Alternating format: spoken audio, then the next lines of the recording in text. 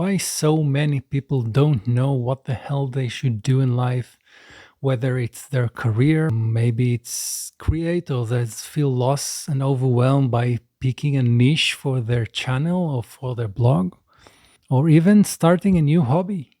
It's so widespread that people are too much fixated on one thing instead of another. So stay tuned and watch the entire video to truly understand what is this one thing and how to change that. So, for many years, I was so lost with this concern of I didn't know what the hell I should do in my life. I filled many positions in administration. I was once a project manager, a back office executive, customer service agent, and a lot of such roles. This was in my last decade, and I felt meaningless in the work. I just worked there to make ends meet and have some to have some friends, and but it wasn't the job of my dreams. It didn't give me any sense of purpose.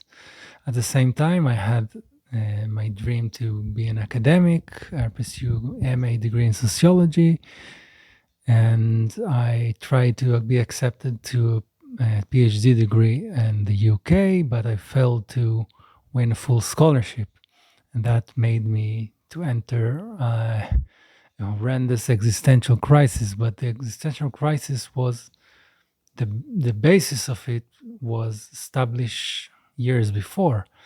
I was just struggling to find what I love.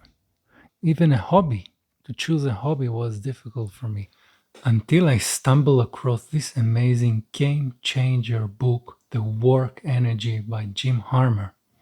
He is a photographer and entrepreneur who established a lot of blogs, successful ones, and the project Income School, where they share their blogging tips and hacks, which I use until today. I watch their YouTube channel. And yeah, but regarding the book, this approach to know yourself better and find your path is a really game changer. At least this is how it was for me. Instead of focusing on what you should do in life, what is the title, think about energies of the work. What do you like to do better? Not the content of the work, not the title of the work, not the title of your entire career, right? Just think about what is the work vibes that you like. And I will elaborate it just in a second, but a quick take about that is your work energy is how you enjoy the little things in the project, how you approach the work that you need to do, no matter what is the title of the job, that makes you more satisfied. And now, for some reason, this is an underrated book. It's successful, but it didn't reach the amount of popularity of the top self-help book like Atomic Habits and so on. I think it's equally worth to read it because this concept is a game changer. I'm telling you here. Yeah, it's totally recommended. I will put a link in the description below. After reading this book, I've noticed some interesting review on the Amazon page that said that the concept is pretty intriguing and original, but there were not enough examples on it. I kind of agree. Most of his book is about how to harness your work energy to achieve your goal more efficiently, and some strategies to do that, and hacks and so on, which are all important and interesting. But it could have elaborated the concept itself more. And this is exactly what I'm trying to do here in this video to help you out better understand the implication of this concept in your life and how to find your work energy more easily. So, focusing on work energy, taking out all the dread from the one topic that you don't know what it is for you, and instead you are more focused on the energy. Now, how you can do it in practice, because it's still vague, I am aware of that. Let's dive into the examples. So, for example, in career, you would like to focus on the projects that you do in the certain job that you consider, or by journaling about the past experiences you had in this position. Regarding starting being a creator, then you want to think about the creation process itself and not the topic of the niche, not the one hobby that you consider to pursue as a niche or your expertise or whatever. Instead, think about what do you like in the creation process. Here with hobby, think about the type of the hobby that you consider, not the exact hobby, whether it is basketball, chess, and so on, but instead think about the kind of the hobby, whether it is something by your own, whether it's something socially, whether it's something that you want to teach, or maybe the learning process itself, you like to learn new languages. Think about the vibe, the energy that you spend when you do the activity. When you consider studying for a degree, then think about, are you more analytical, or are you more, like more philosophical things? Are you connected more to numbers or more to concepts in general, human conditions, and I don't know, these sorts of stuff. So and then secondly, you need to think about what kind of professions and jobs and the energy you will need to have for this to succeed in these jobs you will have as a result of pursuing this degree. And if it's a disciplinary degree like I pursued sociology and anthropology, therefore this is a big problem, but you gain other benefits. But the first thing you should think about is the vibe of the career that you will pursue as the result of having this degree.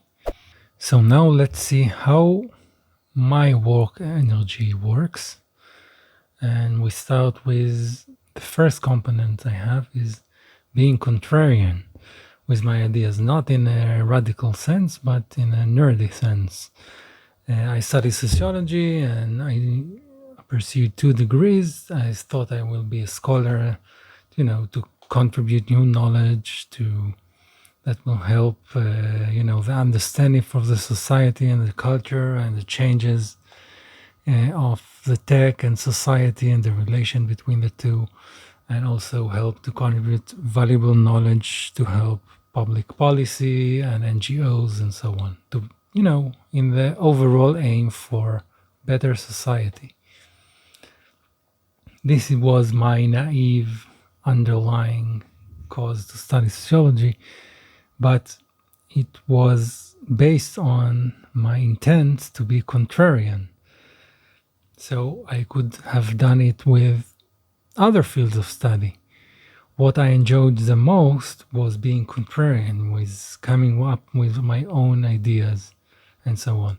And the next thing is being teaching stuff, teaching my ideas, educating others. I remember myself when I work in an investment house, I just, very boring stuff to the work itself was very boring, but teaching the new employees and new co-workers how to write the emails and how to find the right documents to send the agents and in what circumstances, a lot of bureaucracy, never mind.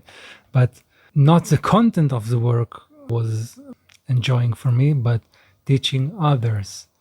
This was the thing. Another thing is the long form content.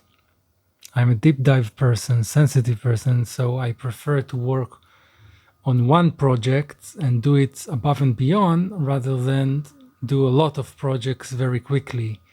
And this is one of the problems of being an employee, because you have a very strict goal with a lot of procedures that you need to finish at time. We have deadlines, and I'm not performing very well under these circumstances. Therefore, I prefer to be my own boss, that I have the goals for me and I acknowledge that my work, my goals,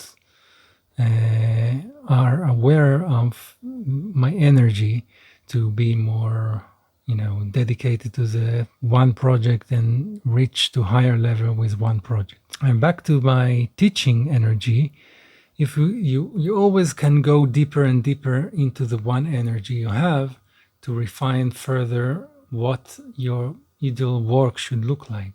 So, for example, I like to teach, but I don't like to teach children, for example. I tried this once, and all the all the noise and all the yelling, and no, I just can't. I don't want to deal with that. I want to deal with the content itself. To teach something I love to do. I like also to do it online because I become more nervous in public speaking. Therefore, I prefer here on YouTube. And using materials like this board and this Miro whiteboard solution I found just a couple of days ago. So this is another example. And of course, helping others. I volunteered in 2 NGOs back in the day, 4 years ago. And yeah, I liked it very much to help others. But I did it one-on-one, and that was a bit exhausting for me. After each meeting I had with the person, some poor person that struggled with a lot of finance and psychological issues, and it was very empowering to help him, but it was also exhausting. Therefore, I prefer to do it not frontally, not in frontal course, not one-on-one meeting, coaching meeting, but more under, being creator. So you can see how this different spot led me to being creator. The topic of my channel now is self-discovery, because I struggle with it myself, and obviously it's the most natural choice, but it could have been something else. And as I started with chess videos, you can check it out if you like chess in my channel. So I also like to educate the chess opening, right? A chess opening guides. So it's more about the vibe, it's more about the energy that you have than it's about the topic of the job. Of course, it's advisable to be consistent with your topic. I shifted from chess to this self-discovery, and this is a bit problematic for the algorithm, but it's okay as long as I find the one topic that I'm most curious about on the go, not beforehand. So the most important thing to acknowledge before you start anything, whether it's a hobby, I don't know, being a creator or career and so on, you need to be aware of your work energies based on past experiences and past feedback you got from other people. Saying about my teaching experiences, my long form content creation experiences, I had nice, very encouraging feedback from my teachers in my university that they said about my assignment were very high level. I got good score as well. And so my teaching experiences in public speaking and when I served my thesis to other students and some conferences, and finally creating passive sources of income and based on information. And this kind of stuff I like to do rather than working per hour, to get paid per hours. Therefore, I prefer not to be a freelancer, and also just not to work too much with clients all the time. I used to do that to earn my living, but I can stop doing that when I will become a successful creator, hopefully. So in summary, I like to be creator for all of these reasons. Being contrarian, I can do whatever message I like. I don't need to ask my employee if it's okay for him. I don't need to follow some strict rules like in the academic track.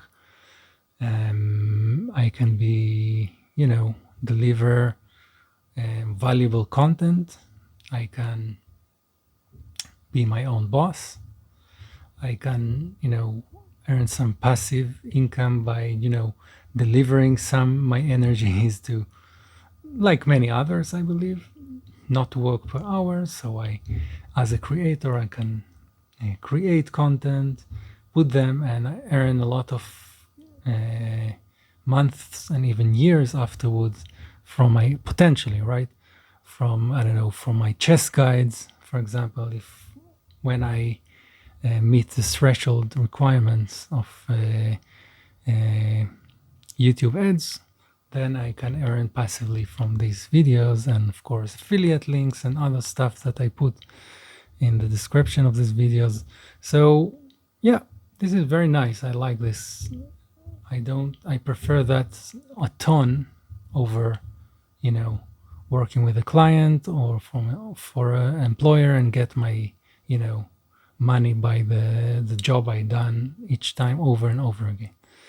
So all of these energies compiled and established together my primary work energy, which leads to being a creator on YouTube.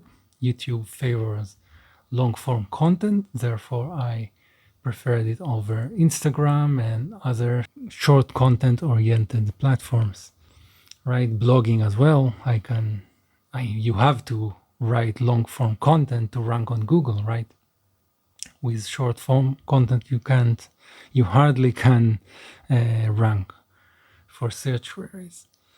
So another application for this work energy of being contrarian is here on YouTube on the channel. First of all, the brand name, I called it Shahar Discoveries. Shahar is my name, and discoveries, things I'd like to discover and which are beyond the norm, beyond the status quo in the field. Never mind what is the field. For example, when I recorded chess videos, I come up with some, for example, new variation for an opening that I discovered by chance and elaborated it more, and that excited me very much.